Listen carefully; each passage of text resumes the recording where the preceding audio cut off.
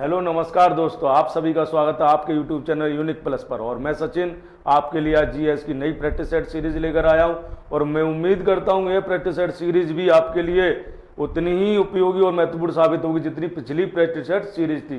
तो चलिए शुरू करते हैं आज के सेशन को। और आज के सेशन की मोटिवेशनल लाइन्स हैं, अगर पानी है सफलता तो मेहनत की आग में खुद को हर रोज तपाना होगा।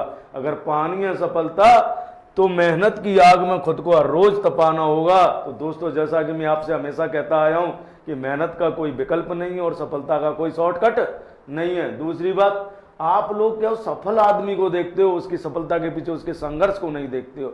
जब आप उसके संघर्ष को देखोगे तो आपके अंदर भी जोश और जुनून आएगा। और उसी जोश और जुनून के साथ मैं आज की क्लास शुरू करता हूं। तो चलिए, आज का पहला क्वेश्चन है कि रामानुज किससे संबंधित है। यानी रामानुज ने कौन सा सिद्धांत दिया, विशिष्टाद्वैत, शुद्ध अद्वैतवाद, द्वैताद्वैतवाद, अद्वैतवाद। तो देखिए, रामानुज ये भक्ति आंदोलन के प्रणेता हैं। भक्ति आंदोलन के प्रणेता, यानी दक्षिण भारत के भक्ति आंदोलन के प्रणेता हैं ये। ठीक है, कहां के संत हैं? दक्षिण भारत के संत हैं। दक्षिण भारत के संत हैं ये। कहां के संत हैं? दक्षिण भारत के संत हैं। ठीक है, दूसरी बात, ये दक्षिण भारत के संत है, भक्ति आंदोलन के प्रेता है और ये वैष्णव संत है। कौन से संत है? वैष्णव संत है। ठीक है, और इनका सिद्धांत है विशिष्टाद्वैत। विशिष्ट द्वैत इनका सिद्धांत है, विशिष्टाद्वैत। ठीक है, इन्हीं का ही सिद्धांत कौन सा है? विशिष्टाद्वैत है। तो इस क्वेश्चन का आंसर है रामानुज किससे संबंधित है? विशिष्टाद्वैत से संबंधित है। बात करते हैं शुद्ध अद्वैतवाद किसने दिया? शुद्ध अद्वैतवाद दिया था वल्लभाचार्य ने। ये वल्लभाचार्य का है। ठीक है, और वल्लभाचार्य ही किससे संबंधित है? पुष्टि मार्ग। पुष्टि मार्ग का सिद्धांत भी किसने दिया? वल्लभाचार्य ने दिया। पुष्टि मार्ग का सिद्धांत किसने दिया? वल्लभाचार्य ने दिया। ठीक है, बात करते हैं द्वैताद्वैत। तो ये द्वैताद्वैत जो निम्बकाचार्य किससे संबंधित है? निम्बकाचार्य से, चार्य से संबंधित है। ये किससे संबंधित है? निम्बकाचार्य से संबंधित। आइए अद्वैतवाद की बात करते। देखिए, अद्वैतवाद दिया शंकराचार्य, आदि गुरु शंकराचार्य ने दिया है अद्वैतवाद। और इनका सिद्धांत था अद्वैतवाद। इन्होंने कहा था ब्रह्म सत्य जगत मिथ्या जीवो ब्रह्म ना पर। इन्होंने सिर्फ ब्रह्म को सत्य माना है और इनका सिद्धांत अद्वैतवाद। आपसे क्वेश्चन पूछा गया कि रामानुज किससे संबंधित है, तो विशिष्टाद्वैत से संबंधित है। इस क्वेश्चन का आंसर है विशिष्टाद्वैत। शुद्ध अद्वैतवाद किसका? वल्लभाचार्य का पुष्टि मार्ग। द्वैताद्वैतवाद निम्बकाचार्य का। इन्हीं का भेद अभेद भी कहते हैं इनके सिद्धांत को। और अद्वैतवाद किसने दिया? शंकराचार्य ने दिया। अद्वैतवाद किसने दिया? शंकराचार्य ने दिया। और शंकराचार्य ने कहा था जगत मतलब इस संसार में क्या है? ब्रह्म सत्य और जगत मिथ्या है और जीव ब्रह्म है ना पर, यानी जीव और ब्रह्म एक ही है। ठीक है, ये सिद्धांत किसने दिया? तो शंकराचार्य ने। और इस क्वेश्चन का आंसर आपको पता ही चल गया। अगले क्वेश्चन की ओर चलते हैं। अगला क्वेश्चन कहता है निम्नलिखित में कि किस सुल्तान ने पहले हजरत आला की उपाधि अपनाई और बाद में सुल्तान की? पहले हजरत आला की, बाद में सुल्तान की उपाधि अपनाई थी। किस सुल्तान ने? देखिए, बात करते हैं बहलोल लोदी की। ये लोदी वंश के संस्थापक है। लोदी वंश के संस्थापक बहलोल लोदी कौन है? लोदी वंश के संस्थापक है। संस्थापक। और इन्होंने किसकी उपाधि ली थी? मनसद ए आली। इनकी उपाधि कौन सी थी? मनसद ए आली। ठीक है, और इनके काल को क्या कहते हैं हम? अमीरों का स्वर्ग। अमीरों का स्वर्ग कहते हैं। इनके काल को क्या कहते हैं? अमीरों का स्वर्ग कहते हैं। ठीक है, बहलोल लोदी, लोदी वंश के संस्थापक, मनसद आली इनकी उपाधि थी और इनके काल को अमीरों का स्वर्ग कहते हैं। खिज्र खां ने रैयत आला किसकी उपाधि धारण करी? रैयत आला की उपाधि। किसकी उपाधि धारण की इसने? रैयत आला की उपाधि धारण की। रैयत आला यानी किसानों का स्वामी। इसने भी सुल्तान की उपाधि धारण नहीं की। शेर शाह सूरी ने पहले हजरत आला की उपाधि धारण की, बाद में सुल्तान की। पहले हजरत आला और बाद में सुल्तान। ठीक है, बाद में सुल्तान की उपाधि धारण की। पहले हजरत आला और बाद में सुल्तान की उपाधि धारण की किसने? शेरशाह सूरी ने। ठीक है, किसने धारण की? शेरशाह सूरी ने। सिकंदर लोदी, देखिए सिकंदर लोदी ने सुल्तान की उपाधि धारण की, सुल्तान की उपाधि धारण की, उपाधि। ठीक है, दूसरी बात, सिकंदर लोदी ने ये गुलरुखी के नाम से कविता किया करता था। इसने महिला, उस सिकंदर लोदी ने क्या किया था? ताजियों के निकलने पर प्रतिबंध लगा दिया था, यानी ताजियों के निकलने पर प्रतिबंध किसने लगा दिया? सिकंदर लोदी ने। ठीक है, तो चलिए इस क्वेश्चन का आंसर है शेरशाह सूरी। इसने पहले हजरत आला की उपाधि धारण की, बाद में सुल्तान की उपाधि अपनाई थी। चलिए अगले क्वेश्चन की ओर चलते हैं। अगला क्वेश्चन कहता है दिल्ली सल्तनत के पराभव के अंतर्गत किस शासक द्वारा स्वर्ण मुद्रा का सर्वप्रथम प्रचलन किया गया? यानी दिल्ली सल्तनत समाप्त हो रही थी, उस समय स्वर्ण मुद्रा का प्रचलन किसने किया? तो देखिए उस समय स्वर्ण मुद्रा का प्रचलन किया हुमायूं ने। किसने किया? हुमायूं ने किया। मुगल बादशाह थे उस समय हुमायूं, जब दिल्ली सल्तनत का पराभव हो रहा था, और उस समय सोने के सिक्के किसने चलाए थे? हुमायूं ने। अकबर, अकबर ने देखिए शहंशाह, शहंशाह या संसव, संसव नामक सोने के सिक्के चलाए, सोने के सिक्के चलाए। ठीक है, संसव नामक सोने के सिक्के चलाए। दूसरा, सिया राम छाप आकृति के सिक्के चलाए, आकृति के सिक्के चलाए,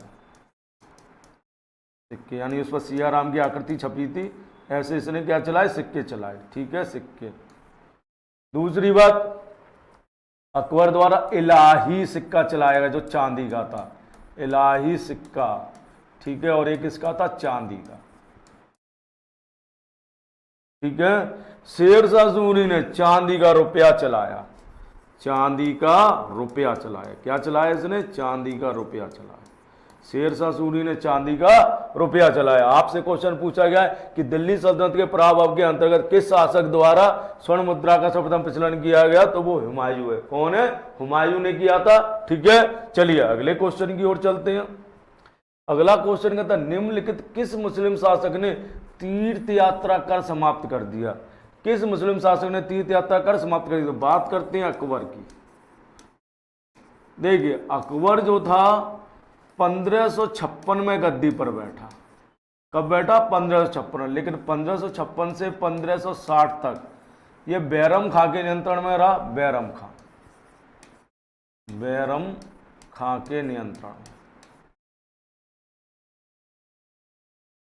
ठीक है, और 1560 से 1562 तक महामंगा का प्रभाव था इसके शासन में। महामंगा का प्रभाव था, जो इसकी धायमाती प्रभाव।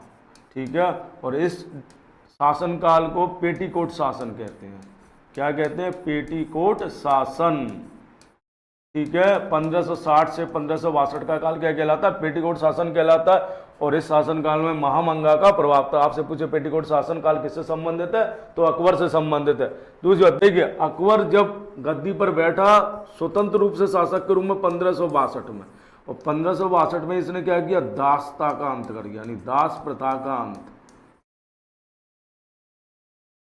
अंत। 1563 में तीर्थ यात्रा कर समाप्त।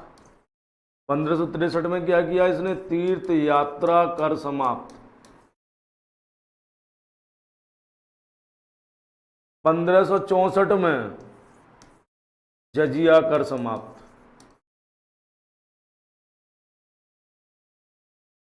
1564 में क्या कर दिया? कौन ने? जजिया कर समाप्त कर दिया। 1582 में सती प्रथा को अवैध घोषित कर दिया। सती प्रथा को अवैध घोषित कर दिया। ठीक है, तो अकबर ने तीर्थ यात्रा कर समाप्त किया। ठीक है, आपसे पूछा तीर्थ यात्रा कर किसने समाप्त किया? तो अकबर ने समाप्त किया। कब किया? 1563 में। 1562 में दासता का अंत करता है, 1563 में तीर्थ यात्रा कर समाप्त करता है। ठीक है, दूसरी बात 1564 में जजिया कर समाप्त किया, 1582 में इसने सती प्रथा को अवैध घोषित किया। ठीक है, चलिए अगले क्वेश्चन की ओर चलते हैं। अगला क्वेश्चन है कि निम्न में से किसका निर्माण अकबर ने करवाया? तो देखिए, लाल किला। लाल किला कहां स्थित है? दिल्ली में।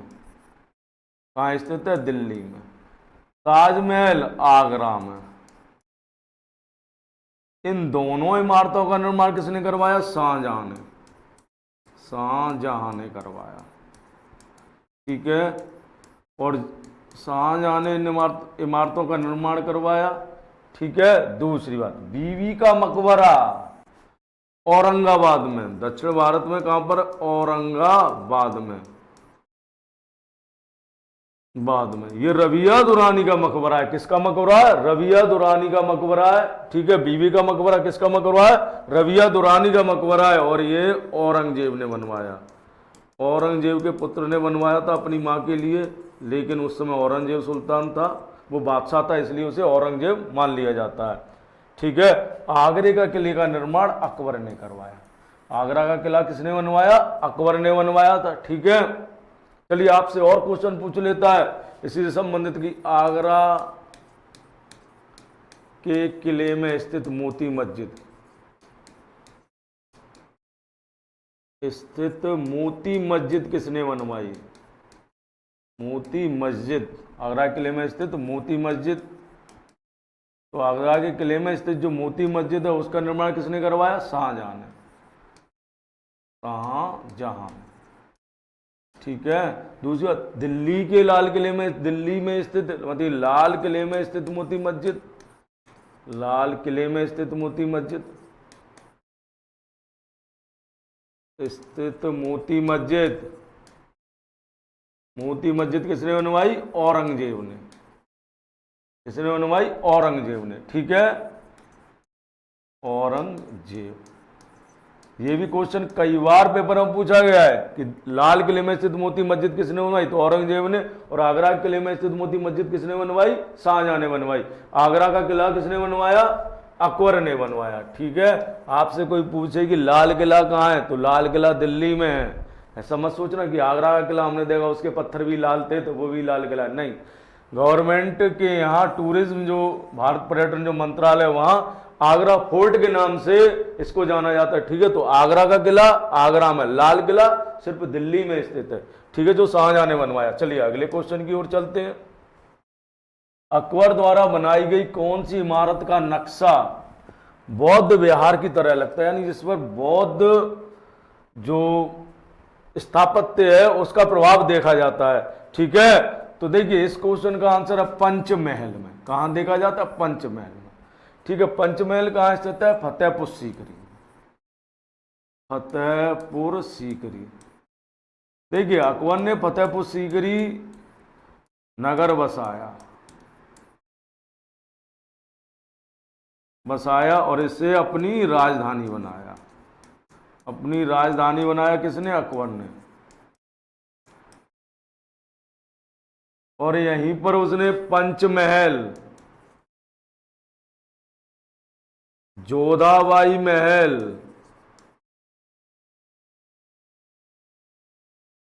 रंग महल, ठीक है, दूसरा बुलंद दरवाजा, ये गुजरात विजय के उपलक्ष्य में बनवाया था। बुलंद दरवाजा, बुलंद दरवाजा किसके उपलक्ष्य में बनवाया? गुजरात विजय के उपलक्ष्य में। बुलंद दरवाजा, शेख सलीम चिश्ती की दरगाह, चिश्ती की दरगाह, ये सब कहां बनवाया अकबर ने? फतेहपुर सीकरी में। दीवाने आम, दीवाने खास, सारी चीजें अकबर ने कहां बनवाई? फतेहपुर सीकरी में। लेकिन जहांगीरी महल कहां स्थित है? आगरा के किले में। आगरा के किले में स्थित है। ठीक है, जहांगीरी महल कहां स्थित है? आगरा के किले में स्थित है। अकबर द्वारा बनाई गई कौन सी इमारत का नक्शा बौद्ध विहार की तरह है? तो पंचमहल का नक्शा बौद्ध विहार की तरह है। ठीक है, चलिए अगले क्वेश्चन की ओर चलते हैं। अगला क्वेश्चन कहता है कि किस अनुच्छेद के अंतर्गत भारत के राष्ट्रपति द्वारा संवैधानिक आपातकाल लागू किया जाता है? ठीक है, संवैधानिक आपातकाल लागू किया जाता है। भारत के राष्ट्रपति द्वारा। तो देखिए, आइए इधर, भाग 18 क्या है? आपातकाल। आपातकाल, ठीक है, भाग 18 में दिया गया आर्टिकल 352 से 360 तक, 352 से 360 तक आपातकाल। बात करते हैं कि संवैधानिक आपातकाल लागू किया जाए, तो देखिए संवैधानिक, पहले सारे आपातकालों की बात, 352 में राष्ट्रीय आपात, राष्ट्रीय आपात किसमें? 352 में, ठीक है। दूसरी बात, 352 का प्रयोग राष्ट्रपति मंत्री परिषद की लिखित सलाह पर करता है, मंत्री परिषद की लिखित सलाह पर करता है। कब लगेगा? मतलब 352 का प्रयोग कब होगा? युद्ध छिड़ जाए, बाह्य आक्रमण या कोई बाह्य आक्रमण करे, युद्ध छिड़ जाए, बाह्य आक्रमण यानी कोई बाह्य आक्रमण करे, ठीक है, और सशस्त्र विद्रोह के आधार पर, सशस्त्र विद्रोह के आधार पर, किसके आधार पर? सशस्त्र विद्रोह के आधार पर, ठीक है। 352 का प्रयोग कब होगा? युद्ध, बाह्य आक्रमण और सशस्त्र विद्रोह के आधार पर 352 का प्रयोग होता है, ठीक है। युद्ध, बाह्य आक्रमण और सशस्त्र विद्रोह के आधार पर किसका प्रयोग होता है? 352 का प्रयोग किया जाता। अब तक कितनी बार किया गया? 3 बार। 1962 भारत चीन युद्ध के समय, 1971 भारत पाक युद्ध और बांग्लादेश की आजादी के समय, और 1975 में इंदिरा गांधी द्वारा आंतरिक अशांति के आधार पर।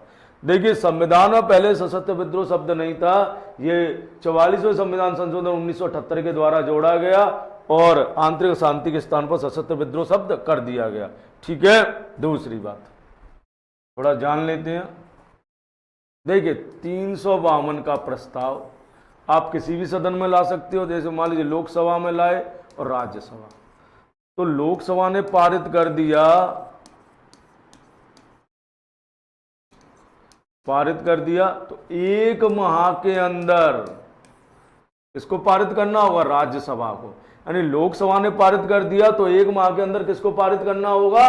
राज्यसभा को पारित करना होगा, ठीक है। यानी लोकसभा ने पारित कर दिया तो 1 माह के अंदर किसको पारित करना होगा? राज्यसभा को पारित करना होगा ये प्रस्ताव। यानी लोकसभा ने पारित किया है तो 1 माह के अंदर कौन पारित करेगी? राज्यसभा पारित करेगी, ठीक है। चलिए अगले क्वेश्चन की ओर चलते हैं। तो आपसे पूछा गया था कि किस अनुच्छेद के अंतर्गत भारत के राष्ट्रपति द्वारा संवैधानिक आपातकाल लागू किया है, तो आर्टिकल 356 में दिया गया संवैधानिक आपातकाल। संवैधानिक आपातकाल किस में दिया गया? आर्टिकल 356 में दिया गया संवैधानिक आपातकाल। किस अनुच्छेद में? 356 में दिया गया संवैधानिक आपातकाल। इस आपातकाल के अंतर्गत यह बताया गया है कि अगर किसी राज्य का संवैधानिक तंत्र विफल हो गया, क्या विफल हो गया? संवैधानिक तंत्र विफल हो गया है, विफल हो गया। क्या हो गया? यदि किसी राज्य का संवैधानिक तंत्र विफल हो गया है तो वह क्या विफल हो गया? संवैधानिक तंत्र विफल हो गया है राज्य का, ठीक है। तो राष्ट्रपति राज्यपाल की सिफारिश पर 356 का प्रयोग कर सकता है। और देखिए 356 में क्या है? अगर लोकसभा पारित कर दे और राज्यसभा पारित करे, यानी लोकसभा ने पारित कर दिया, 356 में क्या है? यदि 356 देखिए 356 में क्या? लोकसभा पारित कर दे और राज्यसभा पारित कर दे 2 माह के अंदर। कितने समय के अंदर? 2 माह के अंदर पारित करना होगा, तो संबंधित राज्य में राष्ट्रपति शासन लग जाएगा। कितने समय में पारित कर दे?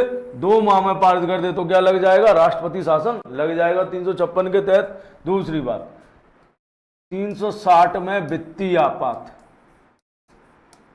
ठीक है। इस वित्तीय आपात का प्रयोग अभी तक एक भी बार नहीं हुआ है, ठीक है। वित्तीय आपात का प्रयोग अब तक एक भी बार नहीं हुआ है। इसमें भी क्या है? यदि लोकसभा पारित कर दे और फिर राज्यसभा 2 महीने के बाद पारित, तो यह अनिश्चित काल तक के लिए लग जाएगा जब तक इसे समाप्त ना किया जाए। जबकि 356 6 माह करके बढ़ाया जा सकता है। पहले 6 माह के लिए लगेगा, फिर 6 माह के लिए, फिर मतलब 1 साल के बाद निर्वाचन आयोग कहे कि संबंधित राज्य में चुनाव भी संबंधित मतलब चुनाव कराया नहीं जा सकता है संबंधित राज्य में, तो फिर इसे बढ़ाया जा सकता है 6 माह करके 4 बार और बढ़ा सकता है, और 3 वर्ष से अधिक समय के लिए लगाना तो संविधान संशोधन करना होगा। ठीक है, चलिए आते हैं क्वेश्चन पर। तो क्वेश्चन आपसे पूछा गया था कि किस अनुच्छेद के अंतर्गत भारत के संविधान द्वारा संवैधानिक आपातकाल लागू किया गया था, तो आर्टिकल 356 के तहत लागू किया गया था। ठीक है, चलिए अगले क्वेश्चन की ओर चलते हैं। अगला क्वेश्चन कहता है कि निम्नलिखित में से कौन भारत के राष्ट्रपति द्वारा नियुक्त नहीं है, नहीं पूछा है। ठीक है, यानी किसकी नियुक्ति भारत के राष्ट्रपति द्वारा नहीं की जाती, किसकी नियुक्ति भारत के राष्ट्रपति द्वारा नहीं की जाती है। तो देखिए, भारत के उपराष्ट्रपति, सर्वोच्च न्यायालय के न्यायाधीश की, भारत के न्यायवादी की, भारत के मुख्य न्यायाधीश की। तो देखिए, सर्वोच्च न्यायालय के न्यायाधीश की नियुक्ति राष्ट्रपति के द्वारा की जाती है, आर्टिकल 124 कहता है। आर्टिकल 124 में सुप्रीम कोर्ट है, और वह कहता है कि भारत के सर्वोच्च न्यायालय के न्यायाधीशों की नियुक्ति कौन करता है, राष्ट्रपति करता है। इनकी नियुक्ति कौन करता है, राष्ट्रपति। ठीक है, दूसरी बात, भारत का मुख्य न्यायाधीश भी आर्टिकल 124 में, और इसकी भी नियुक्ति कौन करता है, सुप्रीम कोर्ट के मुख्य न्यायाधीश की नियुक्ति भी राष्ट्रपति करता है। महान्यायवादी आर्टिकल 76 में महान्यायवादी। ठीक है, और भारत का जो महान्यायवादी वो आर्टिकल 76 में है, और जो महान्यायवादी ये बताता है कि महान्यायवादी जो मतलब वो केंद्र सरकार का मुख्य विधि अधिकारी होता है, यानी या मैं कहूं कि केंद्र सरकार का वकील है ये। ठीक है, और ये राष्ट्रपति के प्रसाद पर्यंत पद धारण करता है। किसके प्रसाद पर्यंत पद धारण करता है, राष्ट्रपति के प्रसाद पर्यंत। लेकिन आपसे पूछा गया है कि किसकी नियुक्ति राष्ट्रपति द्वारा नहीं होती, तो भारत के उपराष्ट्रपति की नियुक्ति राष्ट्रपति द्वारा नहीं होती। आर्टिकल 63 कहता है कि भारत का एक उपराष्ट्रपति होगा। आर्टिकल 63 क्या कहता है, भारत का एक उपराष्ट्रपति होगा। और देखिए, राष्ट्रपति उपराष्ट्रपति का चुनाव होता है। कैसा होता है, चुनाव, उपराष्ट्रपति का चुनाव होता है। और उपराष्ट्रपति के चुनाव में कौन भाग लेता है, लोकसभा प्लस राज्यसभा के सभी सदस्य वोट करते हैं, सभी सदस्य। ठीक है, भारत का उपराष्ट्रपति कैसा होता है, निर्वाचित होता है, और उसे कौन वोट करता है, लोकसभा और राज्यसभा के सभी सदस्य उपराष्ट्रपति के चुनाव में वोट करते हैं। ठीक है, चलिए अगले क्वेश्चन की ओर चलते हैं। अगला क्वेश्चन कहता है कि भारतीय संसद में शामिल है। तो देखिए, भारतीय संसद दी गई है आर्टिकल 79 में। आर्टिकल 79 में संसद दी गई है, और संसद में कहा गया है कि राष्ट्रपति प्लस लोकसभा और प्लस राज्यसभा से मिलकर क्या बनती है, संसद बनती है। ठीक है, भारतीय संसद निम्नलिखित में शामिल, संसद में कौन शामिल है, राष्ट्रपति, लोकसभा और राज्यसभा, तीनों चीजें शामिल हैं। तो इसका ऑप्शन क्या होगा, 4 सही होगा, राष्ट्रपति, राज्यसभा और लोकसभा। ठीक है, चलिए अगले क्वेश्चन की ओर चलते हैं। निम्न में से किस वर्ष पहली बार राज्यसभा गठित की गई थी, निम्न में से किस वर्ष पहली बार राज्यसभा गठित की गई थी। तो देखिए, राज्यसभा गठित की गई थी 1952 में, पहली वर्ष गठित की गई राज्यसभा। आइए बात करते हैं राज्यसभा। राज्यसभा एक स्थायी सदन होता है, स्थायी सदन है। ठीक है, राज्यसभा कितना सदन, कैसा सदन है, स्थायी सदन है। ठीक है, दूसरी बात, इसके सदस्यों का कार्यकाल, सदस्यों का कार्यकाल 6 वर्ष होता है। सदस्यों का कार्यकाल कितना होता है, 6 वर्ष होता है। इसके सदस्यों का कार्यकाल कितना होता है, 6 वर्ष होता है। दूसरी बात, 1/3 सदस्य, यानी 1/3 सदस्य प्रत्येक 2 वर्ष पर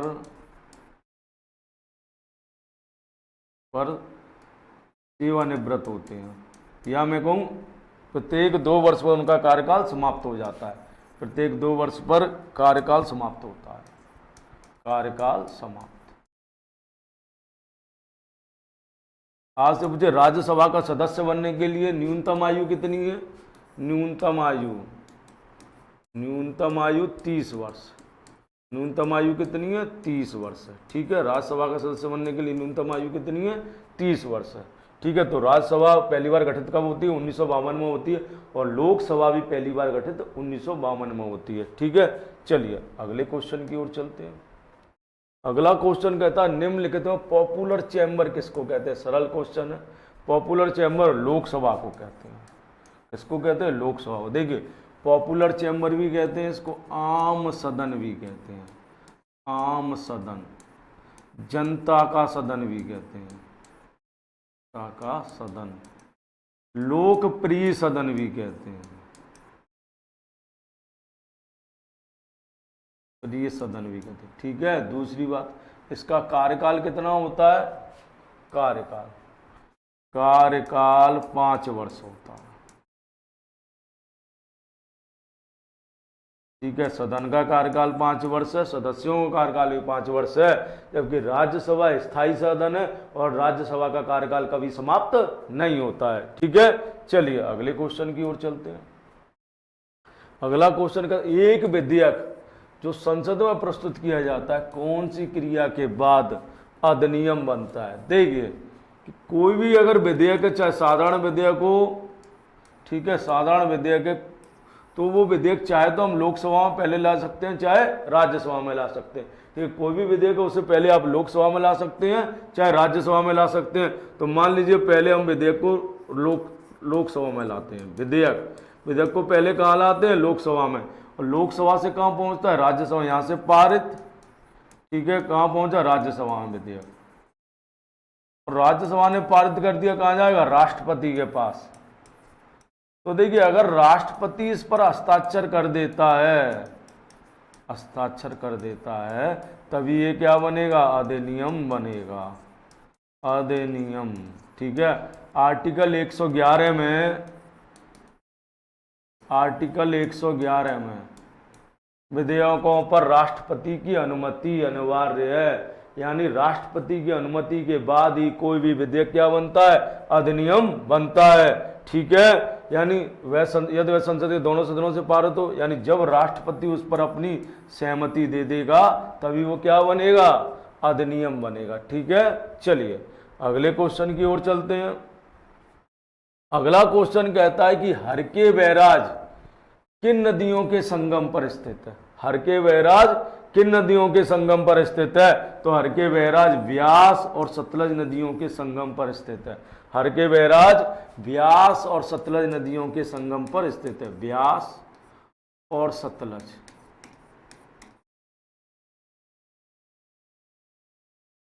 नदियों के संगम पर स्थित है। ठीक है, सतलज नदियों। दूसरी बात, हरके बैराज से इंदिरा गांधी नहर निकाली गई है। कौन सी नहर निकाली गई है? इंदिरा गांधी नहर निकाली गई है। ठीक है, कौन सी नहर निकाली गई है? इंदिरा गांधी नहर निकाली गई है, और इस इंदिरा गांधी नहर ने राजस्थान के सूखे को हरियाली में बदल दिया, यानी मैं कहूँ राजस्थान के सूखे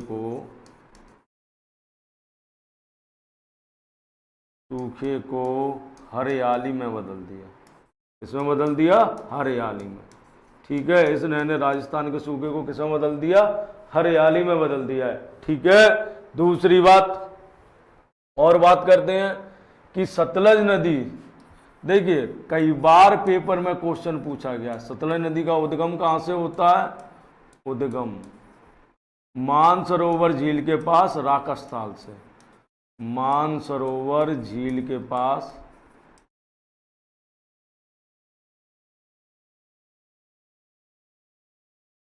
राकस्थाल से। ठीक है, कहाँ से होता है? राकस्थाल से। तो जो सतलज नदी का भारत में प्रवेश कहाँ से हुआ है? सिपकीला दर्रे से, सिपकीला दर्रे से हुआ है। ये क्वेश्चन पेपर में कई बार पूछा गया है कि सतलज नदी का भारत में प्रवेश कहाँ से होता है? सिपकीला दर्रे से। क्वेश्चन ऐसे भी पूछा गया है कि कौन सी नदी है जिसका उद्गम भारत से बाहर होता है, और उसमें ऑप्शन सतलज नदी दिया होता है। ठीक है, चलिए अगले क्वेश्चन की ओर चलते हैं। नागार्जुन सागर परियोजना किस नदी पर स्थित है? तो देखिए, नागार्जुन सागर परियोजना ये तेलंगाना राज्य में, तेलंगाना में। ठीक है, तेलंगाना राज्य में नागार्जुन सागर परियोजना, और ये परियोजना कृष्णा नदी पर है। किस पर है? कृष्णा नदी पर। ठीक है, किस पर है? कृष्णा नदी पर है। देखिए कृष्णा नदी जो है प्रायद्वीपीय भारत की, प्रायद्वीपीय भारत की दूसरी सबसे लंबी नदी है, सबसे लंबी नदी है। ठीक है, इसका उद्गम कहाँ से होता है? उद्गम निकलती कहाँ से है ये? महाराष्ट्र, महाराष्ट्र में महाबलेश्वर की पहाड़ियों से, महाबलेश्वर की पहाड़ियों से निकलती है, महाबलेश्वर की पहाड़ियों से। ठीक है, कहाँ से निकलती है? महाबलेश्वर की पहाड़ियों से निकलती है। चलिए ठीक है, तो इस क्वेश्चन का आंसर कौन सा है? कृष्णा नदी। ठीक है, चलिए अगले क्वेश्चन की ओर चलते हैं। अगला क्वेश्चन कहता है कि निम्नलिखित परियोजनाओं में से कौन तमिलनाडु, आंध्र प्रदेश तथा कर्नाटक की संयुक्त परियोजना है? कर्नाटक की संयुक्त परियोजना है। तो देखिए इस क्वेश्चन का आंसर तेलुगु गंगा परियोजना। ये तेलुगु गंगा परियोजना जो है तमिलनाडु, आंध्र प्रदेश और कर्नाटक राज्य की संयुक्त परियोजना है। कौन सी? तेलुगु गंगा परियोजना, तीनों की संयुक्त परियोजना है। ठीक है, दूसरा ये इस परियोजना द्वारा ये कृष्णा नदी पर है। कौन सी नदी पर है? कृष्णा नदी पर। दूसरा इस परियोजना द्वारा चेन्नई शहर को पेयजल उपलब्ध कराया जाएगा। चेन्नई शहर को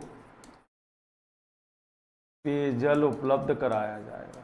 पेयजल उपलब्ध कराती है, उपलब्ध कराती है। यह परियोजना चेन्नई शहर को पेयजल उपलब्ध कराती है। ठीक है, दूसरी बात नागार्जुन सागर अभी आपको पता है शांत घाटी कहाँ स्थित है? केरल में। कहाँ स्थित है? केरल में। शांत घाटी कहाँ स्थित है? केरल में स्थित है। दूसरी बात शांत घाटी को मतलब साइलेंट वैली जो इसको कहते क्यों है? क्योंकि शांत घाटी में कोई भी दौड़ने वाला पशु नहीं पाया जाता, यानी दौड़ने वाला कोई भी एनिमल शांत घाटी में नहीं है, इसलिए इस घाटी को हम कौन सी घाटी कहते हैं? शांत घाटी कहते हैं। ठीक है, दक्षिण गंगोत्री, देखिए दक्षिण गंगोत्री अंटार्कटिका में, अंटार्कटिका में भारत का पहला शोध केंद्र था। भारत का पहला शोध केंद्र। ठीक है, अंटार्कटिका में भारत का पहला शोध केंद्र था। ठीक है, आपसे क्वेश्चन पूछा गया कि कौन सी जो परियोजना तमिलनाडु, आंध्र प्रदेश तथा कर्नाटक की संयुक्त परियोजना है? तो तेलुगु गंगा परियोजना। चलिए अगले क्वेश्चन की ओर चलते हैं। आपसे पूछा गया दक्षिणी प्रायद्वीप में कौन सी नदी दूसरे बड़े नदी तंत्र का निर्माण करती है? दक्षिणी प्रायद्वीप में कौन सी नदी देश के, क्या पूछा गया है? देश के पूछा गया है। आपसे क्वेश्चन में यह नहीं पूछा गया कि दक्षिण प्रायद्वीप की कौन सी दूसरी जो सबसे बड़ी नदी या नदी तंत्र का, आपसे पूछा है कि दक्षिणी प्रायद्वीप की तो नदी है लेकिन देश के दूसरे सबसे बड़े नदी तंत्र का निर्माण करती है। तो याद रखिए वो है गोदावरी। कौन सी नदी है? गोदावरी नदी है। देखिए आपको बता दूं कि भारत की सबसे लंबी नदी गंगा है। ठीक है, और दूसरी सबसे लंबी नदी गोदावरी है। हालांकि सिंधु और ब्रह्मपुत्र नदियां गोदावरी से लंबी नदियां, लेकिन उनका जो अपवाह क्षेत्र है वो भारत में गोदावरी की अपेक्षा कम है। इसलिए भारत में गंगा नदी के बाद गोदावरी नदी को ही सबसे बड़ी नदी माना गया है। ठीक है, गोदावरी नदी को सबसे बड़ी नदी माना गया क्योंकि गोदावरी नदी का जो अपवाह क्षेत्र है या नदी बेसिन क्षेत्र है वो गंगा नदी के बाद सबसे अधिक है भारत में। ठीक है, चलिए दूसरी बात करते हैं कावेरी नदी। कावेरी नदी प्रायद्वीपीय भारत की एकमात्र ऐसी नदी है जो सतत वाहिनी नदी है। प्रायद्वीपीय भारत की एकमात्र सतत वाहिनी नदी, सतत वाहिनी नदी है। ठीक है, एकमात्र सतत वाहिनी नदी प्रायद्वीपीय भारत की कौन सी? कावेरी नदी। ठीक है, चलिए अगले क्वेश्चन की ओर चलते हैं। अगला क्वेश्चन आपसे कहता है कौन सा राष्ट्रीय उद्यान लद्दाख में स्थित है? कौन सा राष्ट्रीय उद्यान लद्दाख में स्थित है? तो देखिए मानस और काजीरंगा, ये दोनों का स्थित है असम में। और ये दोनों किसके लिए प्रसिद्ध है? गैंडा हाथियों के लिए प्रसिद्ध है। काजीरंगा और मानस असम में स्थित है, और ये किसके लिए प्रसिद्ध है? गैंडा हाथियों के लिए। गिर गुजरात में, गिर कहाँ स्थित है? गुजरात में। और ये किसके लिए प्रसिद्ध है? एशियाई शेरों के लिए, एशियाई शेरों के लिए। ठीक है। नामदफा अरुणाचल प्रदेश,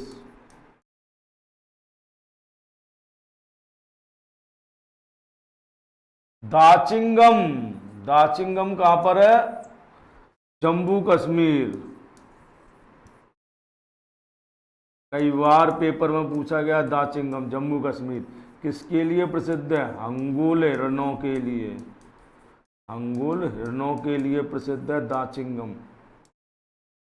ठीक है। कई बार पेपर में ये क्वेश्चन आया है, दाचिंगम राष्ट्रीय उद्यान कहाँ स्थित है और ये किसके लिए प्रसिद्ध है? आपसे क्वेश्चन पूछा गया कि लद्दाख में कौन सा, तो हेमिस राष्ट्रीय उद्यान लद्दाख में स्थित है, और ये भारत का सबसे बड़ा राष्ट्रीय उद्यान है।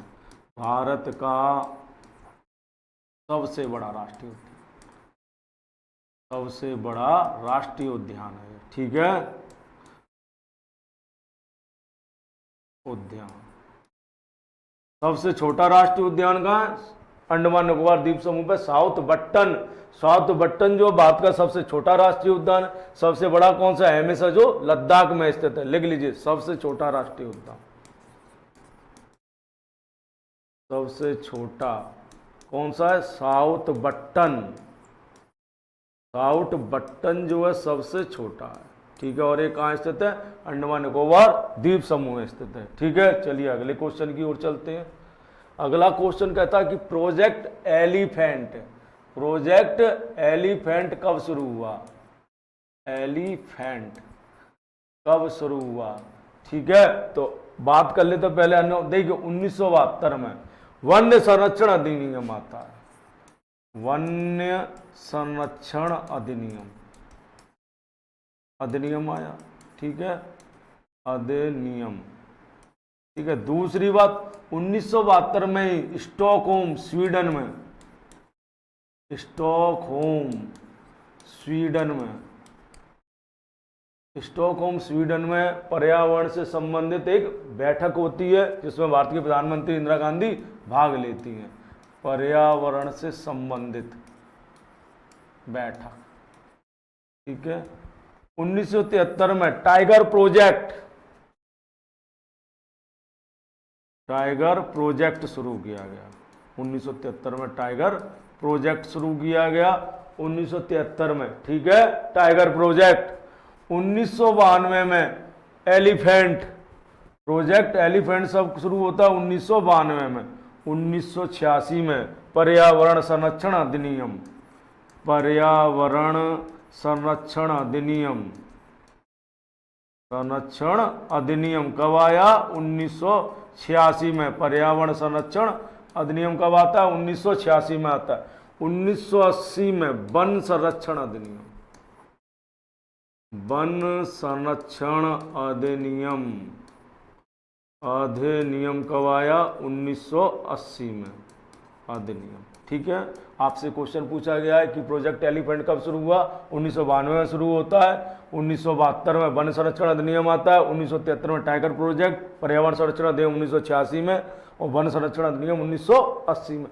ठीक है। चलिए अगले क्वेश्चन की ओर चलते हैं। अगला क्वेश्चन कहता है कि उद्य विकास का सिद्धांत किसने प्रतिपादित किया? देखिए उद्य विकास का मतलब जैव विकास, जैव विकास। तो देखिए जैव विकास से संबंधित 3 वैज्ञानिक हैं जिन्होंने जैव विकास का सिद्धांत पर बात की। एक है डार्विन, एक है लैमार्क, और एक है ह्यूगो डीवरिच, ह्यूगो डीवरिच। ठीक है। ये कौन से? ह्यूगो डीवरिच। कौन से? ह्यूगो डीवरिच। ठीक है। जिन्होंने जैव विकास के सिद्धांत पर बात की।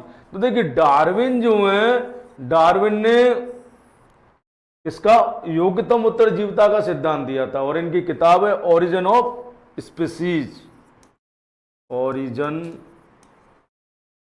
ऑफ स्पीसीज इनकी किताब है। लेमार्क की किताब फिलॉसफी ऑफ जूलॉजी,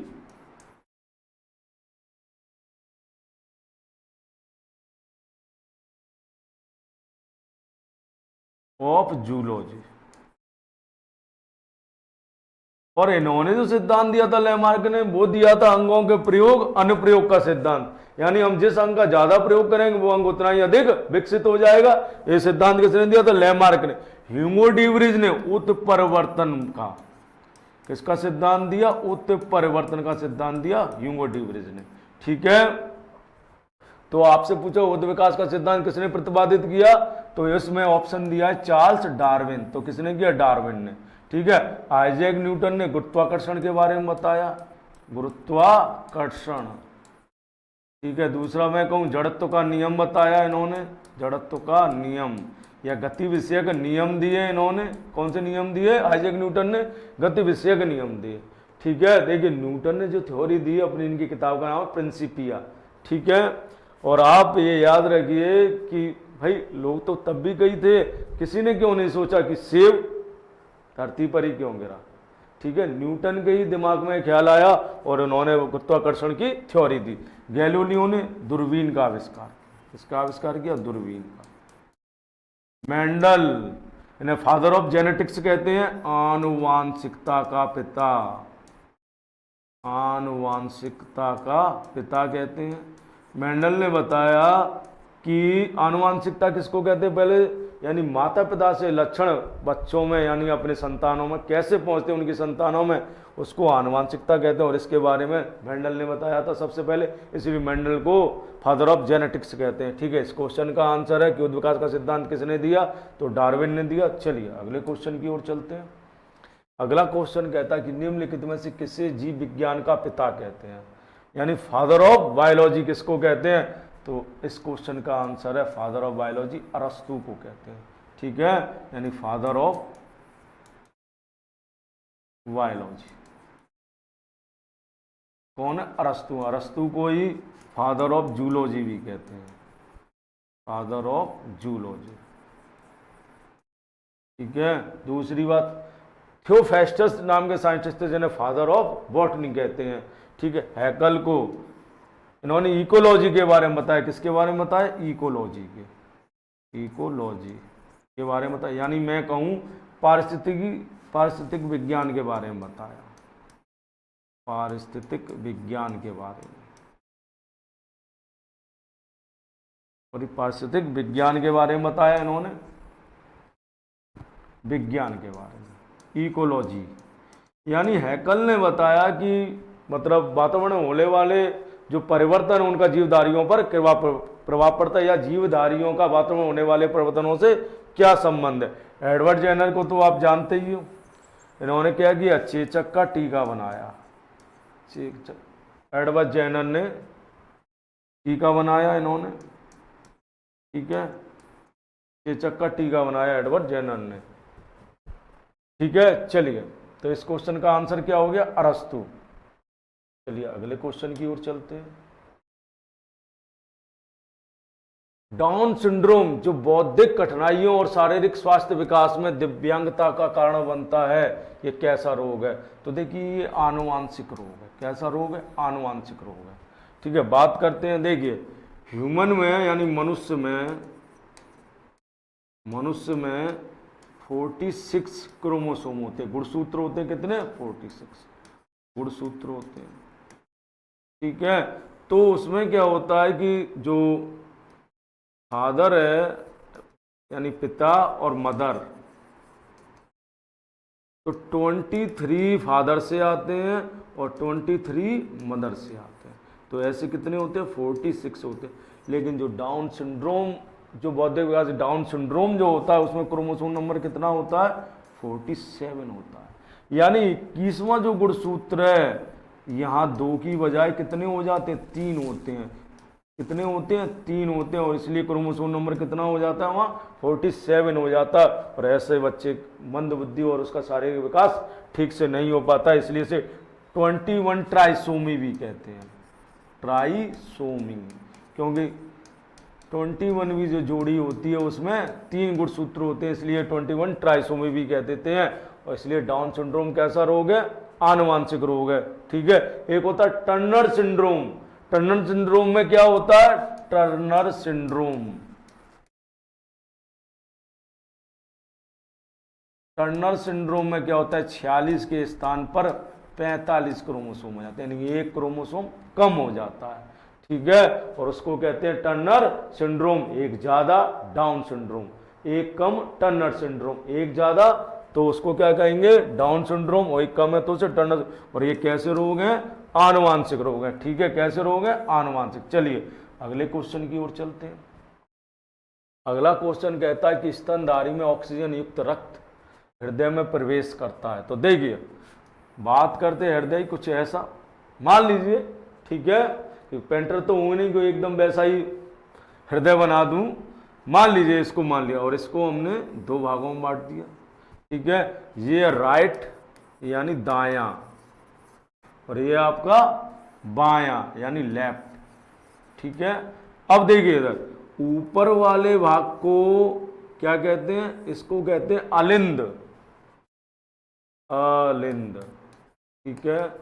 और नीचे वाले भाग को कहते हैं निलय, ये क्या है, निलय, ठीक है। याद रखिए हृदय में हमेशा शुद्ध रक्त बाएं भाग में रहता है। शुद्ध रक्त कहां रहता है, बाएं भाग में रहता है, हृदय के शुद्ध रक्त यहां रहता है, ठीक है। और देखिए यहां इस भाग में रक्त आता है, कहां से, फेफड़े से, फेफड़ों से, फेफड़ों से रक्त कहां आता है, हृदय के बाएं अलिंद वाले भाग में आता है, और बाएं अलिंद वाले भाग में फेफड़ों से रक्त आता है, वो ऑक्सीजन युक्त रक्त होता है। कैसा रक्त होता है, ऑक्सीजन युक्त रक्त, ठीक है। कैसा रक्त आता है, ऑक्सीजन युक्त रक्त आता है, ऑक्सीजन युक्त रक्त, ठीक है। कैसा रक्त आता है, ऑक्सीजन युक्त रक्त आता है। कैसा रक्त होगा वो, ऑक्सीजन युक्त रक्त होता है, ठीक है। तो ये शुद्ध रक्त होता है, जिसको शुद्ध रक्त कहते हैं। ये कहाँ आता है, हृदय के बाएं लिंद में आता है। बाएं लिंद से बाइस्कुप्सिड वाल्व द्वारा, या कौन सा वाल्व होता है, बाइस्कुप्सिड वाल्व होता है, ठीक है। 2 वलनी कपाट भी कहते हैं जिसको हिंदी में, बाइस्कुप्सिड वाल्व होता है। बाइस्कुप्सिड वाल्व द्वारा ये पूरा भाग भर जाता है ब्लड से, तो ये बंद हो जाता है, और फिर यहां से एरोटा यानी जिसको महाधमनी कहते हैं, महाधमनी द्वारा शरीर के सभी अंगों तक जाता है, सभी अंगों से कोशिका तक, और कोशिका कोशिकी शोषण करती है, फिर वहां उससे ब्लड से मतलब O2 ले लेती है, CO2 दे देती है, और फिर वहां से शिराओं द्वारा सारा रक्त कहाँ आता है, दायां लिंद, दायां लिंद में आता है, और महाधमनी द्वारा आता है यहाँ, और फिर यहां से निलय में आता है, निलय से फुसफुसी धमनी द्वारा, या मैं कहूँ फुसफुसी धमनी द्वारा कहाँ पहुंच जाता है, पल्मोनरी धमनी द्वारा, या पुनः फेफड़े में चला जाता है। तो आपसे क्वेश्चन पूछा गया स्तनधारियों में ऑक्सीजन युक्त रक्त हृदय में कहाँ से वो हृदय में प्रवेश करता है, तो बाएं अलिंद से प्रवेश करता है। कहाँ से प्रवेश करता है, बाएं अलिंद से प्रवेश करता है, ठीक है। दाएं अलिंद में रक्त कहाँ से आता, दाएं अलिंद में रक्त कहाँ से आता है, शरीर के विभिन्न अंगों से, शरीर के विभिन्न अंगों से, ठीक है। किसके द्वारा आता है, महाशिरा द्वारा, ठीक है। यानी छोटी छोटी शिराएं आके उसमें मिल जाती है, फिर एक बड़ी महाशिरा होती है जिसके द्वारा इसमें रक्त आता है, ठीक है। दाएं निलय में, दाएं निलय में भी कैसा रक्त होता है, अशुद्ध रक्त होता है, अशुद्ध रक्त, ठीक है। और ये अशुद्ध रक्त होता है, ये किसके द्वारा, ये कहाँ, यहां से कहाँ जाता है, फेफड़ों तक, फेफड़ों तक जाता है, और किसके द्वारा जाता है, पल्मोनरी धमनी द्वारा, पल्मोनरी धमनी, किसके द्वारा, पल्मोनरी धमनी द्वारा जाता है, ठीक है। और बाएं निलय में शुद्ध रक्त होता है, शुद्ध रक्त, और यहां से शरीर के विभिन्न अंगों तक जाता है। रक्त कहां जाता है, शरीर के विभिन्न अंगों तक, विभिन्न अंगों तक जाता है, ठीक है। यहां शरीर के विभिन्न अंगों से रक्त आता है, ठीक है, और यहाँ जाता है, ठीक है, और किसके द्वारा? महाधमनी द्वारा, महाधमनी, एरोटा बोलते हैं जिसको, महाधमनी द्वारा, ठीक है।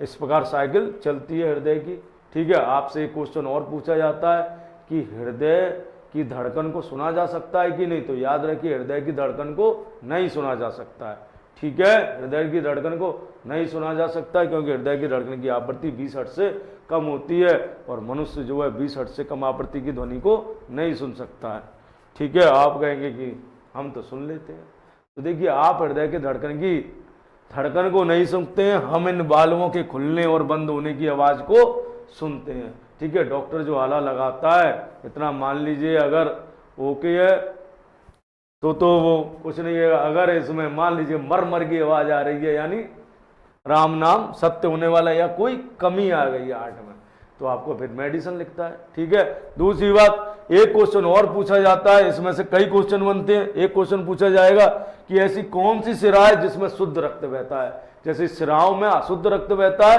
आपसे पूछा जाएगा, लेकिन ऐसी कौन सी सिरा है जिसमें शुद्ध रक्त बहता है, तो पल्मोनरी सिरा ऐसी है जिसमें शुद्ध रक्त बहता है। कोई पल्मोनरी सिरा का कार्य रक्त को फेफड़ों से हृदय तक लाना है।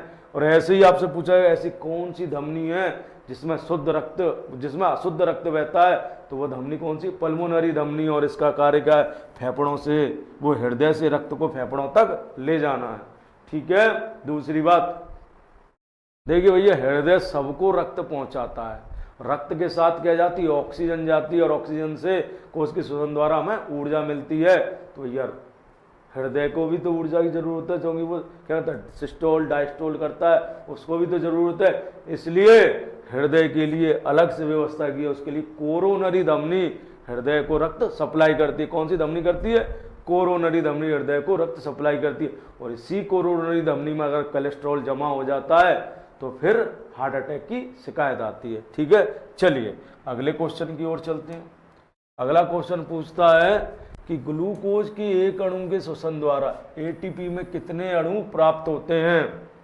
कितने एटीपी अणु प्राप्त होते हैं? तो देखिए 38 एटीपी अणु प्राप्त होते हैं। कितने होते हैं? 38 एटीपी अणु प्राप्त होते हैं। श्वसन क्रिया में क्रेब्स साइकिल और ग्लाइकोलाइसिस की क्रिया होती है, और ये दोनों क्रिया पूरी होने के बाद कोश की श्वसन द्वारा हमें कितने?